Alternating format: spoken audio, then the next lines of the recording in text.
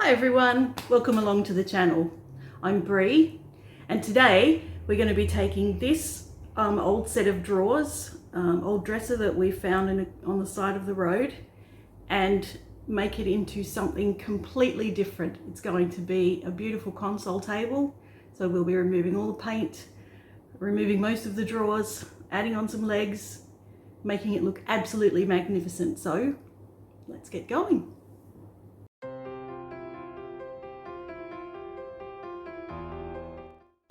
Alright, so this is the piece without the mirror and with Pussycat. As you can see, the surface is pretty grotty. Got lots of, I don't know, stuff there. We've got some texture and Dad's drawer there, more texture. None of these drawers have handles, but and they're all, I mean, they're all solid timber, but this is the best one. Oh, no bottom in the drawer.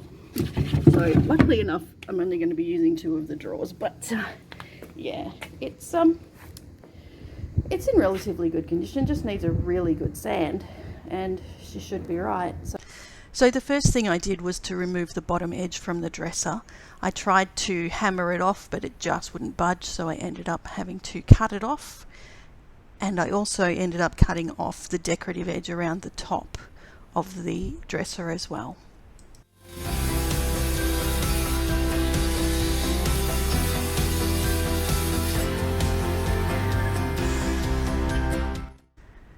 Instead of being a dresser, we're going to turn this into a nice buffet. So we're going to need to build a new top and also a shelf for the inside. It'll have 2 drawers at the top and then a empty space below for storage.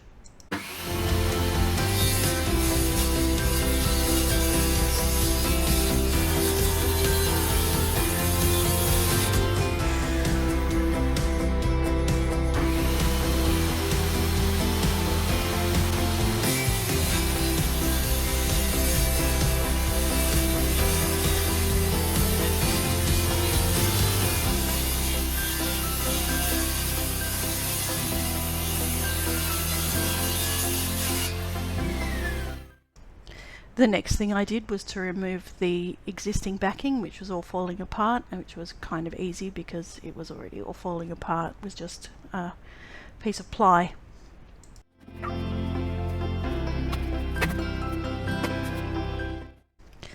I wanted to connect the new shelf to the bottom of the drawer slides, so I marked where the existing slides were, removed them, and then cut away the part of the central wall I didn't need.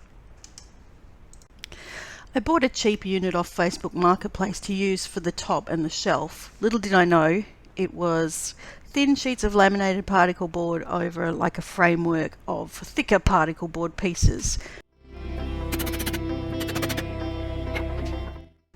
So the cut that you see me making here is actually in the wrong place, and I'm going to have to change all of the things that I've already done so that they are actually correct, because it's all now upside down. Yeah, it was a challenge.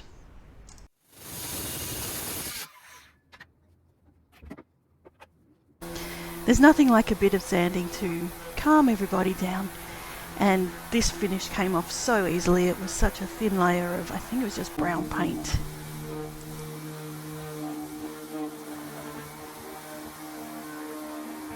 So I affixed the new base to the unit.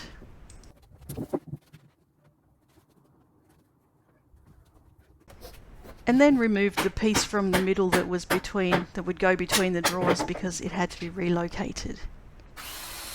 Then I cut the new base to size and affixed it to the 4th side of the unit where it couldn't be fixed sooner.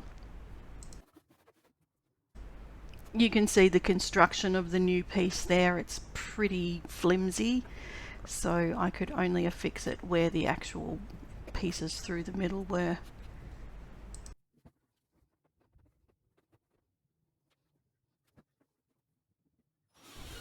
I'd like to take this opportunity to thank Angela D for buying me a coffee. She's the very first person to ever buy me a coffee, and I was so totally chuffed when I saw it. If you want to go ahead and do that as well, you can find the links in the description for that, and all of the proceeds that I get from Buy Me a Coffee are going to go towards buying my new tools that I really badly need.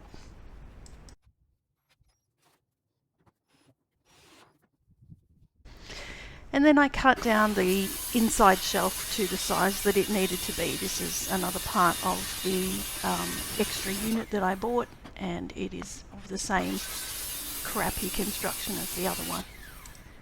I have to say, I'm pretty proud that by the end of it you couldn't tell that it was made out of these cheap and nasty materials.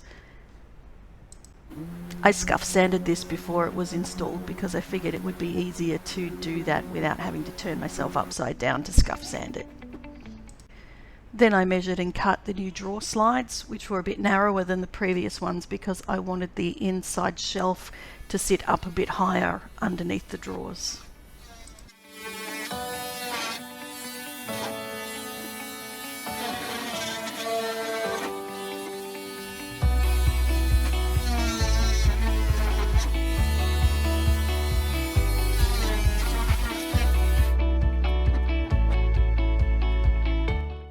Removing that piece that goes between the drawers broke it apart, so I had to employ a little bit of PVA glue and a couple of clamps to fix that before I could keep moving.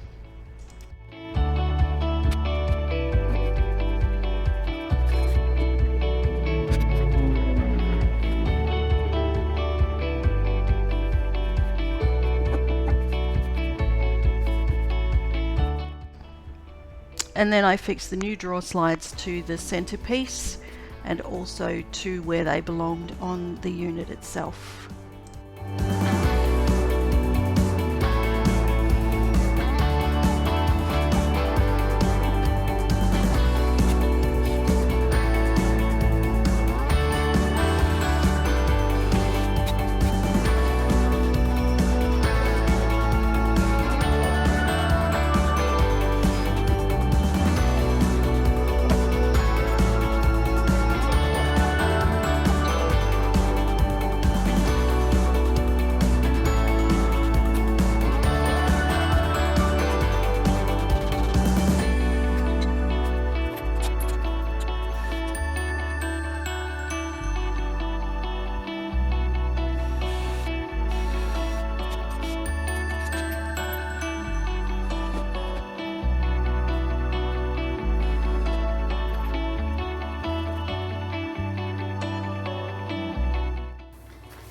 It's oppressively humid outside. It's raining, but it's still humid.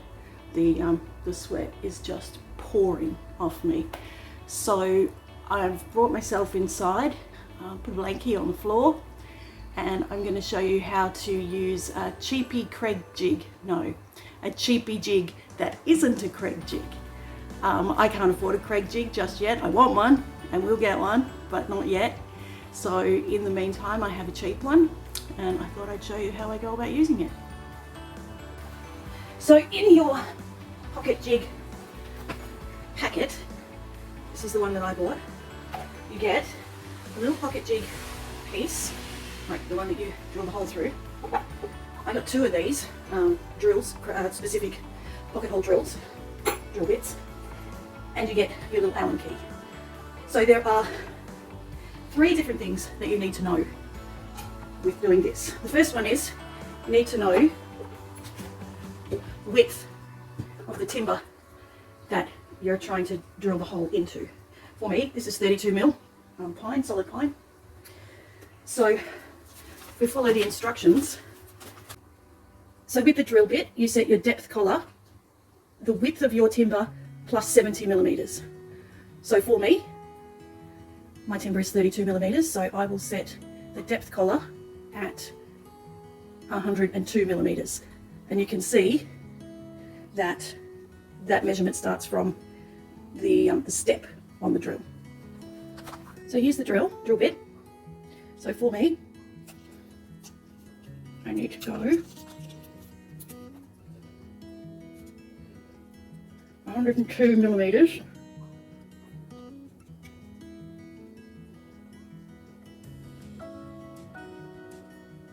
So to there. So I get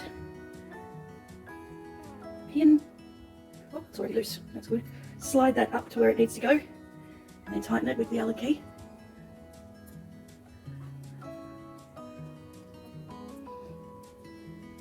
And that is ready to go. The next thing you need to know is where you want your actual drilling piece to go. And for a 32 millimeter piece of timber, it needs to be 6 millimeters less than the width of the timber. So for me, with my 32 millimeter timber, it needs to sit back 26 millimeters. So it puts that about there.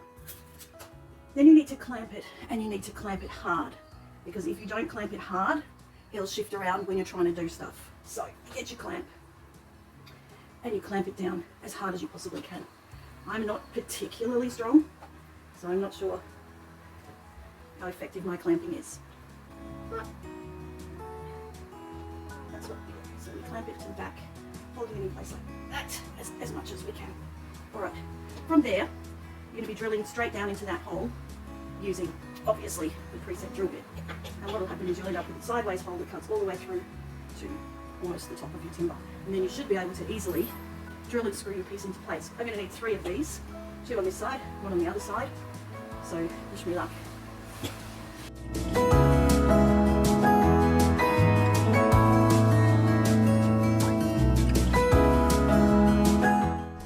I realised that the draw slides that I'd previously put on were in the way of the drill, so I had to remove them as I went along. And I wasn't quite happy with the positioning of that first hole that I drilled, so I decided to change it up a little bit.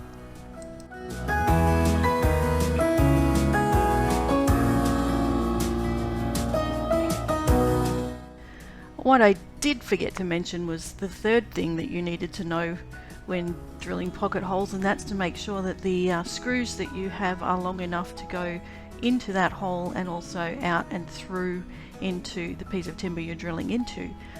So there are measurements in amongst your paperwork with the pocket hole jig that tell you what size screws to use.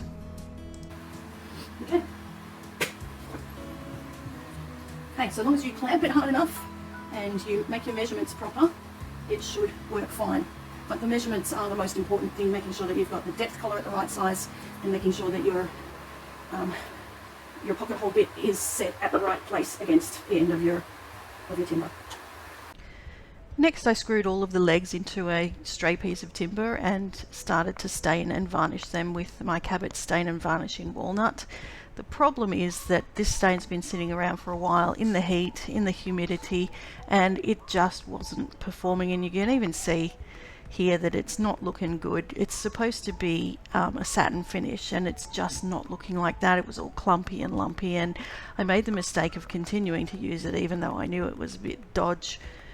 So yeah, I paid the price.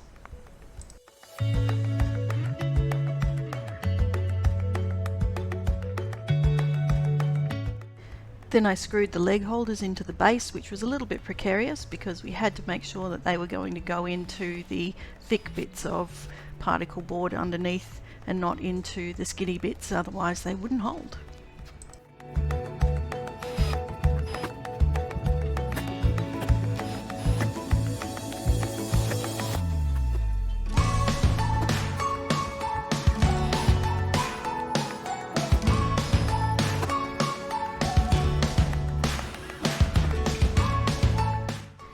It's pretty obvious looking back at this that those screws weren't long enough to hold it all together, but at the time I didn't realise and started to fill the holes and everything before I realised and yanked them back out again and found some better ones.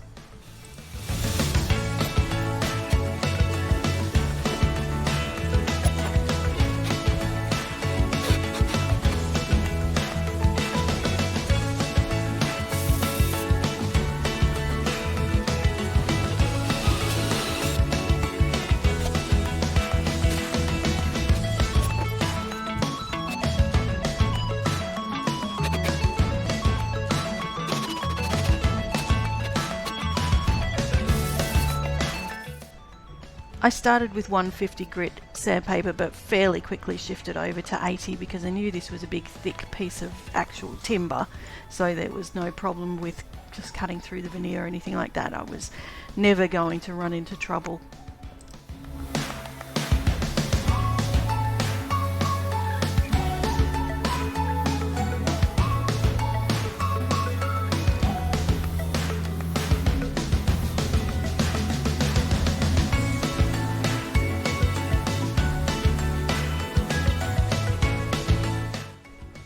But as you can see, even after sanding, there were still lots of scratches and breaks in the timber and everything, so I had quite a bit of filling to do. So here's my advice when making your own filler out of sawdust and PVA or wood glue. Put it in the cracks, don't put it all over the cracks. If you put it all over the cracks, you're going to have to sand it off again. And it took hours and hours and hours to sand back off. So look at what I'm doing and don't do it. If you're going to use this method, put it into the cracks and then wipe it off with a wet rag from off the top of your timber after you've done it.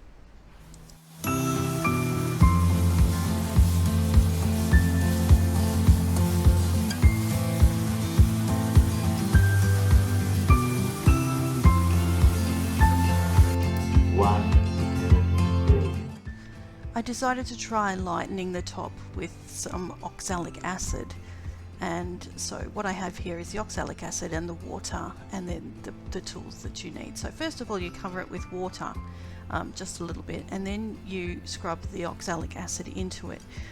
From what I could see, it made no difference whatsoever, which just says to me that perhaps I made the oxalic acid solution a little bit too light.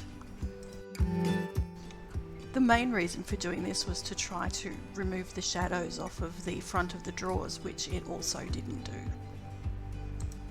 So this is me using that same dodgy stain and varnish to start staining the top.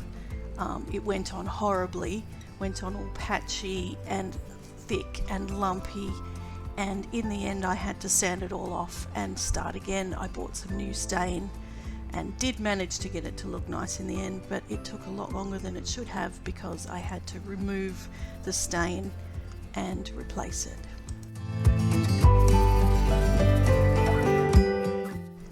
So the moral of the story here is, if you think your products are old or dodgy or not doing that well, don't keep using them. Don't be a Brie. Don't be like Brie. Okay, so the paint went on absolutely beautifully. I used a mixture of a couple of Dixie Belle paints that I had, which were the Palmetto and the dried sage. I mixed up a colour that I liked with them and then applied that, and it just looked absolutely stunning. So finally, a bit of redemption.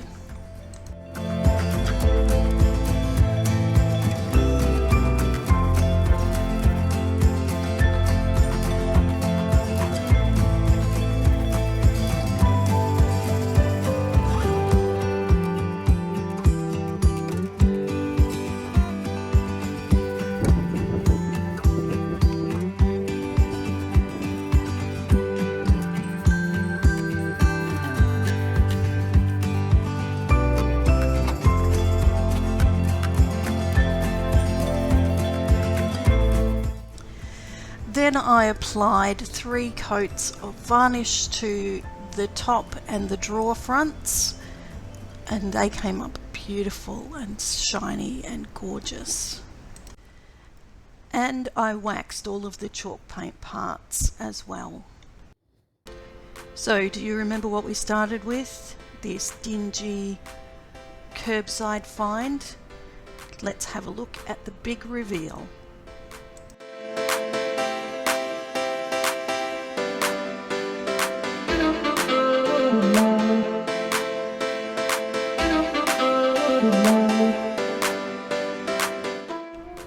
Thanks so much for watching. I hope you've enjoyed what you've seen here today. If you have, feel free to give the video a dirty big thumbs up, subscribe to the channel and click on the bell for notifications, and I look forward to seeing you the next time. Bye!